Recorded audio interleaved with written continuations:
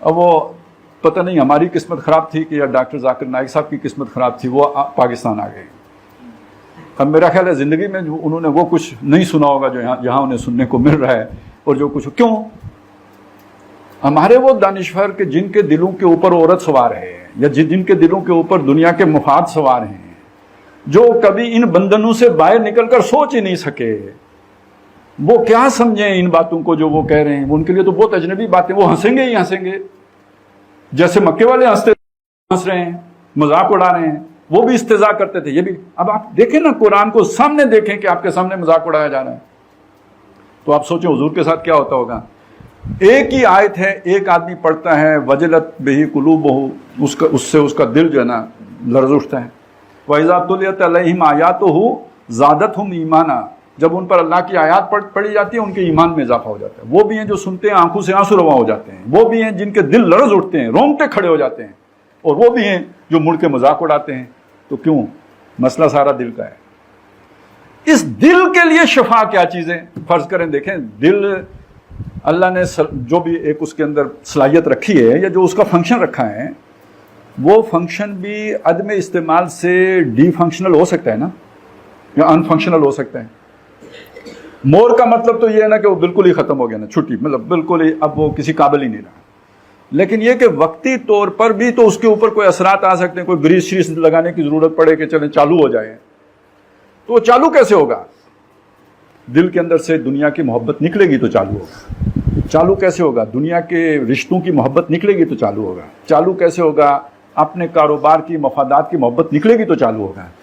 اللہ کی جگہ پہ اور محبتیں دل میں قائم ہوں گی تو نہیں چالو ہوگا۔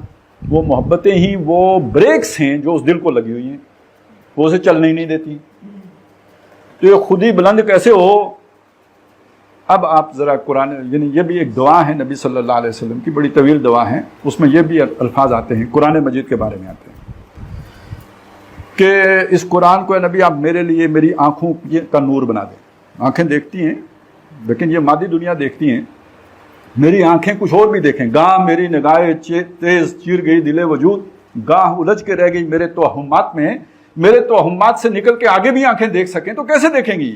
اس قرآن کو میری آنکھوں کا وہ نور بنا دے کہ یا کہیں اینک لگا دے میری اس قرآن کی میری آنکھوں کے آگے، تاکہ میری نگاہ تیز ہو جائے، دل وجود چیر جائے۔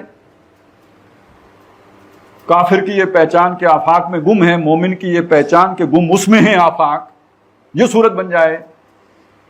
دوسری بات کیا ہے؟ وَأَن تُطْلِقَ بِهِ لِسَانِي، اس قرآن کو میری زبان میں طلاقت پیدا کرنے کا ذریعہ بنا دے۔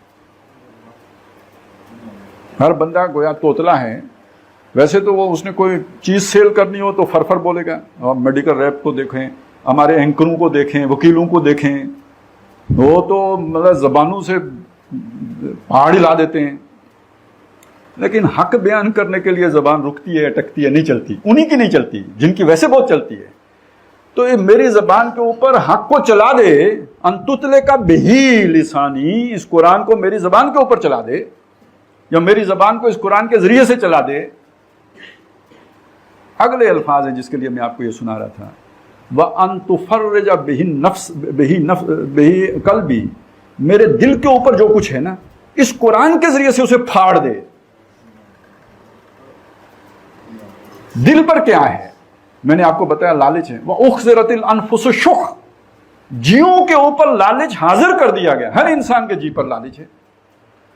ابھی وہ پھر پھنس گئے ہیں ذاکر نائک صاحب، انہوں نے کہا کہ جو کسی عورت کو مطلب بیٹھے اس کے سامنے تھوڑی دیر بیٹھا رہے، اس کو کوئی محسوس نہ ہو تو اس کو علاج کرانا چاہیے۔ اور لوگوں نے کہا دیکھیں نا مولوی کتنا ہرس و حوث کا بندہ ہے۔ آپ سوچیں، میری بات سمجھیں، کیا ہے یہ؟ دل کے اوپر عورت کی محبت اللہ نے نہیں رکھی ہے؟ جھوٹا ہے جو کہتا ہے نہیں ہے، یا جھوٹا ہے یا سچ مچ پرورٹ ہو گیا ہے، وہ مشین رہ گئی ہے، انسان نہیں رہا ہے۔ وہ عورت جسے اقبال کہتا ہے کہ وجود زن سے ہے تصویر کائنات میں رنگ، وہ کہ جسے دیکھ کر غالب کو کہ چہرے پہ روشنی آ جائے، وہ رونق آ جائے، ان کے دیکھے سے جو چہرے پہ آ جاتی ہے رونق، وہ سمجھتے ہیں بیمار کا حال اچھا ہے۔ بیمار صاحب کو رونق آ گئی ہے, مرنے والے کو بھی رونق آ جائے جسے دیکھ کر.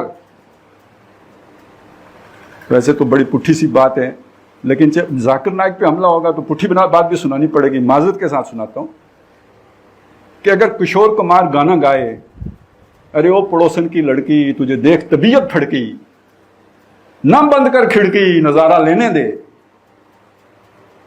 تو وہ جائل نہیں ہے, وہ تو روشن خیال ہے.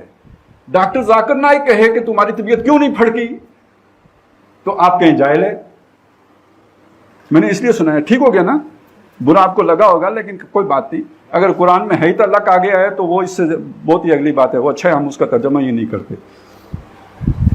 تو ایک بات سمجھ لیجئے کہ بھائی یہ انسان کی سرشت میں اللہ نے رکھا ہے, طبیعت پھڑکے گی, نہیں پھڑکے گی تو تمدن کیسے آگے بڑھے گا. بھینس دیکھ کے آپ کی طبیعت نہیں پھڑکے گی, کھوتی دیکھ کے بھی نہیں پھڑکے گی. تو جس کو دیکھ کے پھڑکے گی تو یہ اللہ نے آپ کے اندر کوئی کیڑا رکھا ہے تو پھڑکے گا نا. زُيِّنَ لِلنَّاسِ حُبُّ الشَّهَوَاتِ مِنَ النِّسَاءِ وَالْبَنِينَ وَالْقَنَاطِيرِ, تب محنت کریں گے.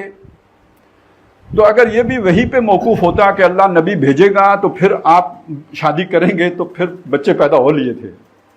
تو یہ اللہ نے اندر کیڑا رکھ دیا ہے کہ نبی آئے یا نہ آئے طبیعت ضرور پھڑکے گی. اب اگر کسی کی نہیں پھڑ رہی تو کوئی نہ کوئی تو اس کا فنکشن جو ہے نا وہ اس کو زنگ لگ گیا ہے. یہ بس اتنی ساری بات ہے جو ذاکر نائک نے کی. انگریزی میں کہتا ساری ٹھیک ہو جاتی, اگر میں اردو ذرا ان کی کمزور ہے تو اس لیے وہ گڑبڑ ہو گئی, تو میں نے اس کا پاڑا نکالا ہے, تلافی کی ہے. اب آ جائیں, لیکن یہ دوسری طرف مصیبت بھی ہے. وہ جب طبیعت پھڑکتی ہے تو چلیں, ایک تو آپ نے شادی کر لی, اس کے بعد پھڑکنا بند ہو جائے گی, وہ تو ایبسلیوٹ پھڑکے گی پھر. اچھا یہ لوگ پتہ نہیں کیا, یہ جو دوسروں کو جاہل کہتے ہیں, یہ اپنے پیر صاحب فرائڈ کو ہی پڑھ لیں. وہ تو یہاں تک پہنچ گیا, اس نے کہا باپ بھی بیٹی کو اگر محبت سے دیکھتا ہے تو اس کے پیچھے سیکس انسٹنکٹ ہوتی ہے. وہ ذاکر نائک بہت برا ہو گیا, اپنے ابے کو بھی تو برا کہا ہونا جس نے یہ بات کہی ہے. لیکن چونکہ ذاکر نائک مسلمان ہے, قرآن پڑھتا ہے, اور فرائڈ کے بارے میں یہ ہے کہ دیریا ہے, اس لیے وہ ٹھیک کہہ رہا ہے, یہ غلط کہہ رہا ہے. تو دل کے اوپر یہ سارا کچھ ہے, اب اس کا علاج کیسے کریں؟ نہ ہو تو تمدن آگے نہیں بڑھ سکتا, وہ بہت بڑھ جائے تو پھر بھی فساد پیدا ہو جائے گا. پھر وہ کیا کریں کہ جی وہ مشترکہ جائیداد والا بھی ایک معاملہ تھا نا دنیا میں, وہ کمیونزم میں, ہاں پبلک پراپرٹی بنا دیں تو پھر بھی خرابی پیدا ہو جائے گی. خاندان کا ادارہ کیسے بنے گا؟ خاندان کا ادارہ نہ ہو تو اولاد کو محبت کون دے گا؟ اثار کہاں سے سیکھیں گے؟ نئی نسل جو ہے نا وہ یہ جو لطیف جذبات ہیں یہ کیسے سیکھے گی؟ تو یہ بڑا کمپلیکس چیزیں ہیں, یہ اتنی آسان نہیں ہے جتنی جلدی سے یہ لوگ مذاق اڑا لیتے ہیں. تو ایک توازن قائم کرنا تھا, اس کے لیے شریعت دی کہ اس بے مہار جذبے کو یوں کر کے کنٹرول کرنا ہے. نظریں نیچی رکھنی ہیں, پردے کا اہتمام کرنا ہے, محرم غیر محرم کی تمیز کرنی ہے, نکاح کرنا ہے اس عمر میں, اتنے نکاح کر سکتے ہو اس سے زیادہ نہیں کر سکتے, وغیرہ وغیرہ وغیرہ وغیرہ. وہ جو جذبہ دیا تھا اسے کنٹرول کرنے کے لیے. تو یہ دل کے اوپر وہ غبار بھی ہے جو گناہ کی طرف لے کے جاتا ہے, یہ دل کا وہ لالچ بھی ہے جو عقل کو سلب کر لیتا ہے, یہ دل کے وہ مسائل ہیں جو دل کو ٹیڑھا کر دیتے ہیں, زنگ لگا دیتے ہیں. تو اب ان کی صفائی کیسے ہوگی, دل سے یہ کیسے نکلے گا, ان کے اثرات سے دل پاک کیسے ہوگا, کون کرے گا؟ ہمیں یہ سمجھایا گیا اور اقبال تک نے سمجھا دیا کہ نگاہ مرد مومن سے بدل جاتی ہے تقدیریں, اور اس سے یہ نکال کے لے آئے لوگ کہ جب تک آپ کسی بزرگ کے ہاتھ میں ہاتھ نہیں دیں گے تو آپ کا دل صاف نہیں ہو. یہ تو پھر شخصیت پرستی کی بدترین صورت وجود میں آ گئی نا. میرا دل کون صاف کرے گا؟ پیر صاحب, جن کا میں مرید بنوں گا, جن کو میں سوال بھی نہیں پوچھ سکتا. یہی تصور ہے نا بیعت کا. تو ہماری شریعت میں محمد رسول اللہ صلی اللہ علیہ وسلم نے کیا بتایا, وہ دل کون صاف کرتا ہے؟ حضور نے اللہ سے کیا دعا کی کہ دل کون صاف کرے گا میرا؟ ان تفرج بہی عن قلبی, اس قرآن کے ذریعے سے دور فرما دے جو میرے دل کے اوپر ہے. اس دل کی صفائی کا دوسرا نام تزکیہ ہے.